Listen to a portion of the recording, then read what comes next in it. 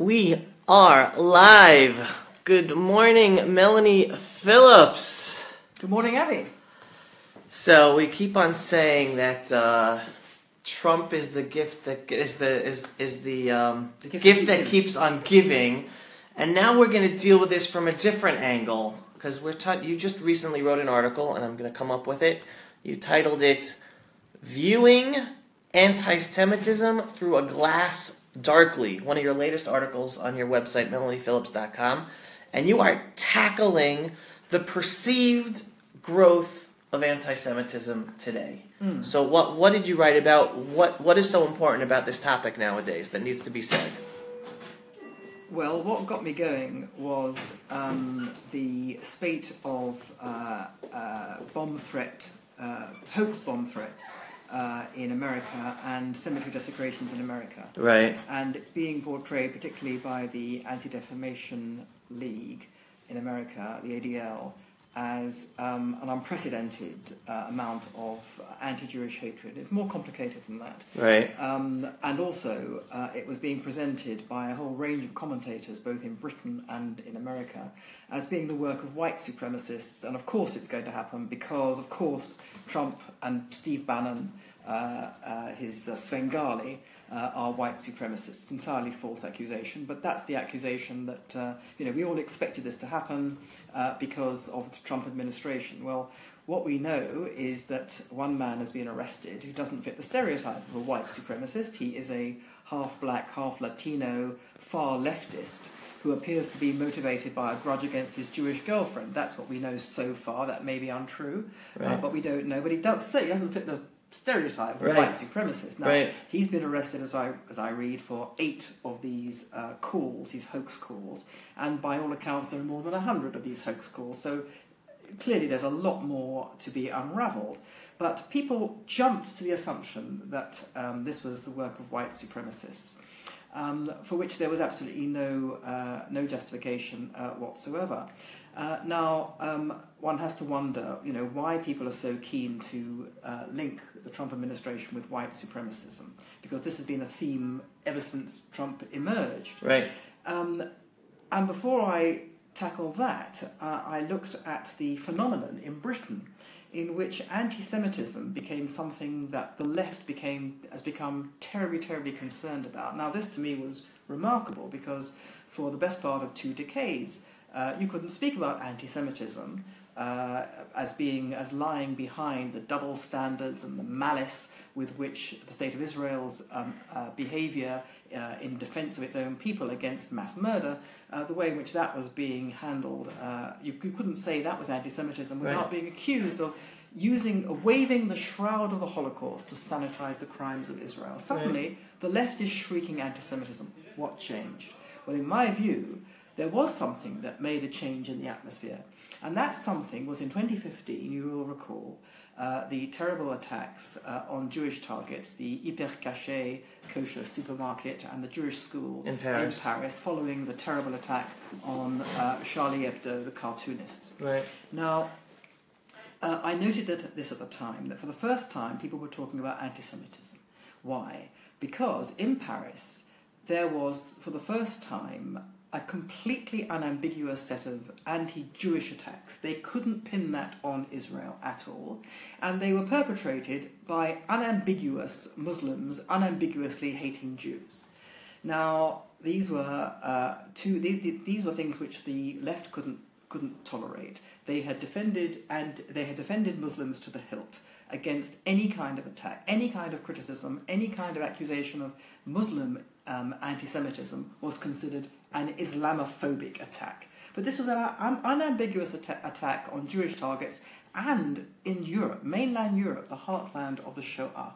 Couldn't have that because the trail of Jewish blood led directly back to the Western left for having condoned, they marched alongside people like these Islamists in common cause against the crimes of Israel. Suddenly, these people like that, are murdering Jews. They couldn't have that. So they suddenly became very, very concerned about anti-Semitism, and they were given a gift because they could pin it on the far left under Jeremy Corbyn's leadership of the Labour Party, suddenly we found the Labour Party convulsing itself about anti-Semitism in its ranks. I mean, there'd been anti-Semitism in the Labour Party on the left for many years, but suddenly, because of Jeremy Corbyn, the so-called moderate left could distance itself and place it all on Jeremy Corbyn's shoulders.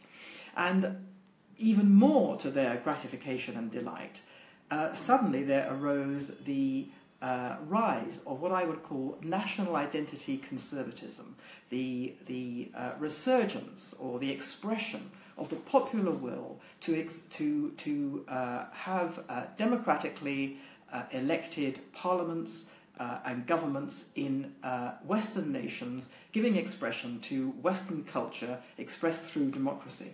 And that emerged in the Brexit vote in Britain, for Britain to leave the European Union and become again a self-governing country, and then America with the rise of Donald Trump, who gave expression, especially through the work of Steve Bannon, to the idea that America was an exceptional nation based on Judeo-Christian principles. Those are the principles of the West. Judeo-Christian principles underlay Western civilization, European civilization. These were under threat. These have to be defended.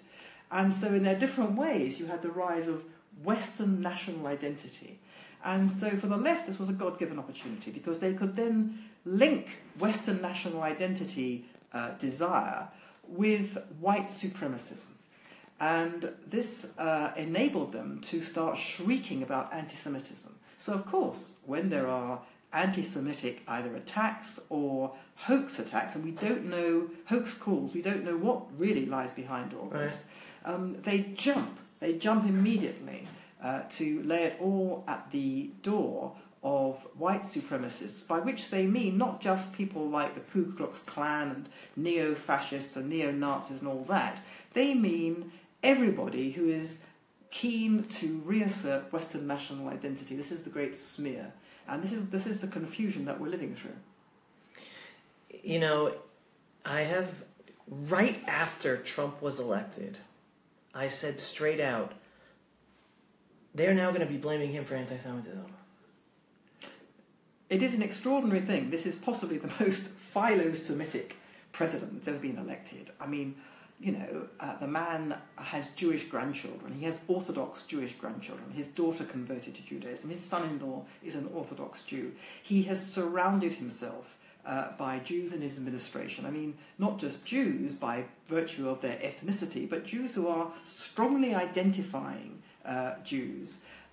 He has made endless professions of genuine admiration and love for the Jewish people and for the state of Israel. What more do people want other than the man basically becoming a Jew himself? And yet he's considered to be an anti-Semite. And this is a smear, and it's done by wrenching stuff out of context, stuff that's either said by him, said by his supporters, said by Steve Bannon, who is his principal kind of strategist and sort of philosopher, king, wrenching these remarks out of context, distorting them, using them in a malicious and malevolent way. And it's an extraordinary situation. You have many Jews who are going along with this, including in Britain. So I want to ask you what you think about this. This is something that I've been saying. I'm a cup half full kind of guy. Okay? If Hillary Clinton would have been elected, again, this is my perspective, my opinion, there would be no attention given to the existence or growth of anti-Semitism. So I've been saying, and I want to hear what your thoughts, thank God Trump was elected, because the media is finally dealing with acts of anti-Semitism that are taking place. I would wish they were dealing with it in a rather more sensible and measured fashion, quite frankly. I don't think this actually helps the Jews at all, this kind of attention, because people here are kind of oral wallpaper, and there are people for whom this kind of accentuates their prior view that if only the Jews would just sort of shut up and go away, everything will be all right. And I feel that particularly strongly because I come from Britain, where that view is kind of in the ether in a way that it's not in America. And the other thing to say is, which I didn't touch on earlier, but which I said in the piece that's on my website, melaniephillips.com, is that the situation is further complicated by what's going on in mainland Europe, because, there you have the rise of ultra-nationalist parties, some of which do have a genuine track record of neo-Nazism, neo-fascism, anti-Semitism, racism. And with one or two exceptions, I would say that this is a very dangerous situation and it's a very confused situation. Some of these groups, I would say, are quite genuine nationalist groups, national identity groups. They simply want the resurgence of Western democracy. They want to be able to govern themselves in a way that protects and preserves Western freedoms, Western values, based on Judeo-Christian values. Some of them are obnoxious parties. Now, even among the obnoxious parties, they are now professing undying love for the Jewish people and for the state of Israel. How is one to regard this? Okay. And this is being used by enemies of the Jewish people and the state of Israel on the left as proof that the Jewish people and the state of Israel are somehow in bed with fascism and Nazism. I mean, this is grotesque. But what is one to make of these professions of love by these dubious European groups? Well, one or two of them I think are perfectly genuine. I think Geert Wilders, for example, who is reviled as an Islamophobic racist in the Netherlands, he spent time on a moshav in Israel. I think he genuinely believes that the Jews are the kind of template for civilization. So I think he's genuine. I think some of the others, if not most of the others, are opportunistic. They want to tap into this rise in national identity feeling, genuine, legitimate national identity feeling, and they want the Jews on their side. So it is very complicated, and I think one has to just sort of pick one's way through this. But for sure, genuine, legitimate national identity politics, or national identity, a desire to express one's own national identity in Britain, for example, as based on 1,000 years of uninterruptedly uninvaded national history, based on a set of values which are rooted in the Judeo-Christian tradition. That kind of national identity feeling is being conflated quite deliberately with neo-fascism, with fascism, with neo-Nazism, with anti-Semitism, in an attempt to smear the whole lot. And this is a very complicated business for the Jews, especially to deal with. And I'm afraid the Jewish communities are not dealing with it very well, because they have it in their minds that anti-Semitism is a factor of fascism, which is a factor of the right, and the left can't be anti-Semitic, and they kind of got this sort of fixation, and they don't see that this is now a hideously complicated situation, which one really has to pick one's way through very carefully. So, and again, you just touched upon this, the fact that there is this conflagration of anti-Semitism on the right, yet they're trying to hide it by being pro-Israel in Europe, and this whole anti-Semitism being used as a campaign against Trump, and we Jews are in the middle of it. Yes. How do we get out of this? Well, Abe Foxman, who was the former the person who formerly ran the ADL in America, has made a very strong statement. Quite surprisingly so, I would think, considering that in my view, he never properly acknowledged anti-Semitism on the left. But he has now said, and of course he's digging at his successor, he has now said that the accusations of anti-Semitism are being used against Trump in a very, very bad way. He says, it's obviously a serious situation. But in terms of a comparison with what's happened before in America, it's not the emergency people are saying it is. It's not unprecedented. There's been far worse in the past. And indeed, over the period of the Obama administration and before, there were attacks on Jewish cemeteries, attacks on Jewish targets. This is not unprecedented at all. What is unprecedented is the accusation that the new inhabitant of the White House is responsible. And Abe Foxman, who is, I would imagine, no friend of Donald Trump, I would surmise, has said, this has got to stop. This is being used quite wrongly, and it will be to the detriment of American Jews to be using anti-Jewish activity the perception of it, using it in this partisan political way. Right. Not good. Right. All right. Well, I'm just going to... The most important thing about what Melanie is saying is clarifying this very, I'd say, dangerous, scary situation that is unfolding before our eyes, and it's not going away. Because it's part of the left agenda item, using anti-Semitism to dig at Trump. So it's not going away. They're not going to stop. We have to, all the time, everybody, on whatever side of the political divide you are, we have to sort of take a step back and only look at the evidence before us. Not speculate about motive, not speculate about the future. Look at the evidence. Now, it's often very difficult to dig out the evidence, right, because the mainstream media, God bless it, does not provide us with the evidence. It provides us with a gloss on what's happening, which is malevolent.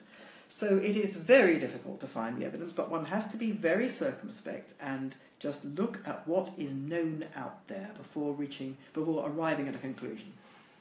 And where should people go for that? Besides MelaniePhillips.com. You can always rely on MelaniePhillips.com.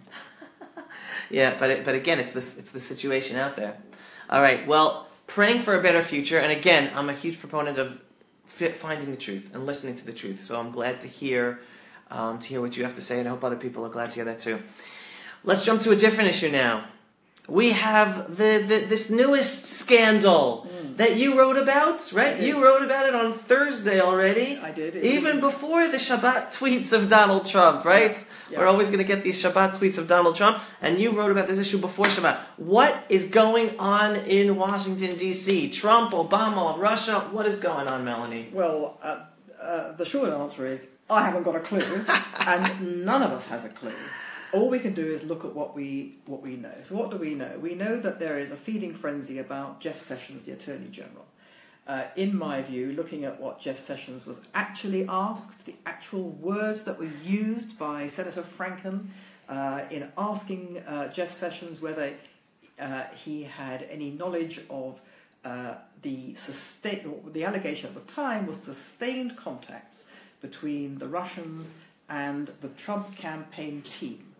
And Mr. Sessions said he had no knowledge of that, and the balloon has gone up because it turns out he had 2 contacts with the Russian ambassador, one of which was in the context of a meeting with a whole bunch of ambassadors in his capacity as a member of the Armed Services Committee, and the other was also as a member of the Armed Services Committee. I think it was after the election, when with 2 officials, he met the Russian ambassador for a private meeting. Now, I mean, any fair-minded person would say that he didn't lie, that he wasn't dishonest, that he had been up to, he had been involved in nothing that was irregular at all. So this has been kind of spun out of proportion. And then you have to look at the fact that a whole bunch of Democrats have met with the Russian ambassador. I mean, there seems to be virtually nobody in the Beltway that this Russian ambassador has not met with over time, including Democrats who mysteriously had a lapse of memory and have said, oh, I never met this guy, and it turns out that they have. So the whole thing smacks of malevolence.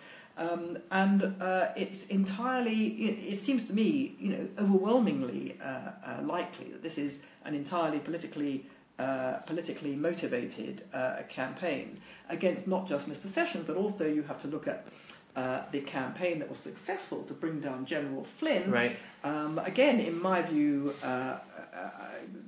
really unsubstantiated smears. Unfortunately, for whatever reason, the president decided that Mr. Flynn's, General Flynn's offence, which was to leave the vice president in the dark, so that the vice president inadvertently said something misleading on TV. That was his offence, so that's why he bit the dust. So basically, this is a campaign being mounted by shadowy figures in the administration, in the intelligence world, through their two willing patsies in the media, who are working hand in glove with them, to smear not just these individuals, but to smear the Trump administration with this vague impression that somehow the Trump administration is too close and too chummy with Vladimir Putin. Now, from what we know, these shadowy people have said, they found nothing actually untoward about the Trump campaign dealings with the Russians. If they had, you can be sure we'd have known about it, or to be more precise, supposing they have found something really seriously bad, you would expect responsible officials, whether the intelligence service or whatever, to go to the appropriate authorities. I don't know, in American terms, what that would be. Would it be a congressional committee? Would it be the judicial authorities, in order to take action against this serious business? Right. But instead, there's this drip of vague rumour about what precisely? Well, no one's quite sure, which creates a kind of miasmic impression of they're up to no good with the Russians. This is a political smear designed to delegitimize President Trump and bring him down. And there's a lot of anecdotal evidence that this is something that's quite improper within the within the Obama administration. So know the crazy thing, and you'll continue. I remember the videotape. Here we're talking about a videotape before Obama's re-election in 2012. Off mic, right? Right. The recording of Obama saying to his counterpart in Russia, it'll be easier for me after I get re-elected. Well, indeed. Well, that's true. But you see, what struck me, and I'm looking at my note here, what I wrote on MelaniePhillips.com on Friday. I wrote that what had really struck me with such force was a story in the New York Times. Now, the New York Times is one of the conduits for this smear campaign against the Trump administration. Right. The New York Times produced a most remarkable story a few days ago. It said that here we are. This is a quote. In the Obama administration's last days, some White House officials scrambled to spread information about Russian efforts to undermine the presidential election and about possible contacts between associates of President-elect Donald J. Trump and Russians across the government. This is the New York Times saying this. So you think, my God, this is an amazing thing. And then the New York Times tries to minimize it by giving these unnamed officials who were involved in this act of sabotaging a presidential candidate a noble aim. And what was the noble aim? They say they had two aims: to ensure that such meddling isn't duplicated in future American or European elections, and to leave a clear trail of intelligence for government investigators. Now just think about those two things for a moment. To leave a clear trail of intelligence for government investigators. These are officials. These are government officials. Why do they have to leave a clear trail? Why can't we just go and tell them of the evidence they found? The answer is they didn't find any evidence. So the trail they left was a trail of rumour. And then we find that they are saying they wanted to kind of protect future American or European elections. Well, thank you very much, Mr. or Ms. As the representative of Europe. Anonymous Obama administration officials. They say, the New York Times goes on, at intelligence agencies, there was a push to process as much raw intelligence as possible into analyses. Raw intelligence, that means it's not analysed. Right. And to keep the reports at a relatively low classification level, to ensure as wide a readership as possible across the government and in some cases among European allies. Beyond leaving a trail for investigators, the Obama administration also wanted to help European allies combat a threat that had caught the United States off guard. This is still the New York Times article. This is the New York Times. So, as I've said in what I wrote, this is just ridiculous. If they wanted to help protect European allies against a common terrorist threat, why wouldn't they use the normal intergovernmental channels between intelligence agencies that they would always use? They didn't do that. They drip-fed this intelligence into the ears of the media to disseminate across Europe, not just in America, across Europe, the rumour that the Trump administration was in bed with the Russians. This is not how responsible government officials behave towards friendly governments they want to protect from a common threat. This is ludicrous suggestion. I mean, it's absolutely absurd. And I've said in this article that I've written, it smells to me of what used to be called sedition. We don't use that term anymore. It's politically incorrect. Sedition is where, you basically agitate in some way against the elected government of the day, or in this case, the putative elected government of the day. And I think this is terribly serious, and it's in the New York Times. They have parsed it in a way which they think minimises the draws the sting. But the drawing of the sting, if you look at it, if you think about it, is ridiculous. So what we're left with is a campaign to destabilise and to destroy a presidential candidate and to interfere, therefore, with a democratic election in America and to spread this poison across Europe by Obama officials. In the New York Times, that's what it says. And it would sound to me that right now, in the first month or two of Trump's presidency, he is realizing he has to spend more time to fight this sedition taking place than actually ruling the country, because he's not able to do what he wants to do. Well, as we speak, at this moment, we are all sort of looking at the fact that yesterday he appears to have unleashed another volley of tweets. The Shabbat tweets, because Jared was home for Shabbat. It would appear that would be quite a pattern these days. But what he's saying is that Obama tapped his phones in Trump Tower. Now, the Obama team has come back in a very precise way. You have to decode what's being said, and they've said it's not true that President Obama gave the order to do this. He would never interfere with this. Okay, but what they have not said is that it didn't happen under the Obama administration. And the accusation, which has been around for some months actually, but I think what President Trump was responding to was its reactivation by a talk radio host. The accusation, which the Obama people have not denied, is that the Obama administration Department of Justice sought warrants, if that's the right word, to wiretap the then candidate Donald Trump in Trump Tower, and those wiretaps, as far as I can see, were refused. But that's what they wanted to do. Now, this is the Obama administration. And the question I think Sean Hannity has asked is, did President Obama not know of this? I mean, if you have an administration whose Department of Justice is behaving like this, okay, so the president doesn't sort of sit there going, I want you to do this, this, and this, but they all know the general policy is, get Trump. Right.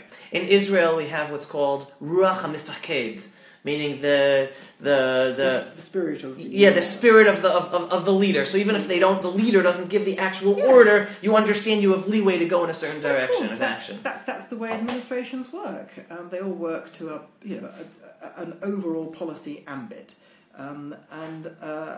so when President Trump says Obama did this, he doesn't mean Obama sat down and sort of did it himself or told somebody specifically to do it, but his administration did it, and this has not been denied.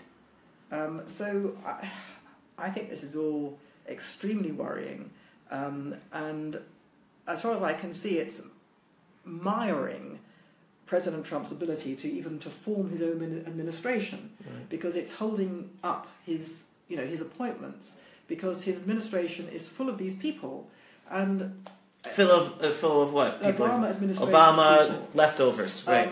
And from behaviour so far, it would appear that a proportion of those people are not behaving as they should, as dispassionate officials who are prepared to serve loyally the incoming administration, whoever they are. It would appear that a proportion of those people are not doing that, and consequently, if you're a president who is, embarking on an ambitious program to reverse the policies of your predecessor, You have to have people, you have to have an administration that is not going to subvert you.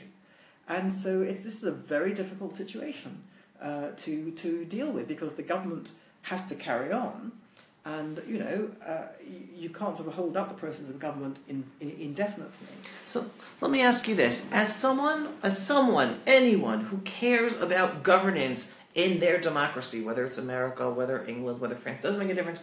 Looking at what's going on in America today with allegedly Obama administration officials involved before election and post-election of this sedition of the Trump government, how worried should people who care about democracies be? I think they should be extremely worried. I think this is this is a very dangerous and difficult situation. It's difficult because it's difficult to kind of unravel it, and it's dangerous because it can bring a president down. It can, they're picking people, trying to pick people off. Now, this is why President Trump is taking to Twitter. I mean, it fills me with horror, quite honestly, because I don't think it's very presidential for him to behave like this, and I wish he wouldn't. But I can see what he's doing. He is basically all the time, and his strategy from the moment he started campaigning has been to do this. Go over the heads of the media, go over the heads of everybody, speak directly to the people. So that's what he's doing through Twitter. He's saying to the people, look, this is what's going on, because he wants the people behind him. I understand that, but it's a kind of desperation. It's a kind of mark of desperation, because he quite obviously doesn't have the backing that he requires within his administration. If he's having to go to the people the whole time. So he's at war with the media, because the media are in bed with these elements in the administration, or wherever they are, and he's got the administration elements against him. He's got the media against him. So he's going over the heads of all these people to the public, and I think the public pretty well understand in large measure what's going on. And from all that I read and all that I hear anecdotally. People are becoming more and more enraged on his behalf, because they can see what's going on, and they're very, very concerned about this, as indeed they should be. All right.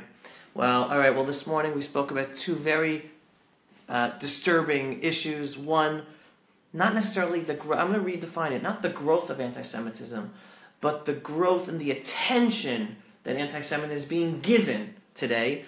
And two, this whole Obama administration involvement in trying to screw things up for the new Trump administration. Thank you so much for your insight, Melanie. Hope we'll have better news next week. I hope we have better news next week. I'm with you on that. But folks, the most important thing is following the truth, following the evidence. And yes, you can get that by Melanie Phillips on our website, melaniephillips.com. Thank you so much for joining us today, everyone. Let's have a good week. Tranquil week. A tranquil week, and and the Jewish people we celebrate next week. That will be that we need some celebration, folks. We need some celebration. So thanks again, everyone. Shalom. Bye.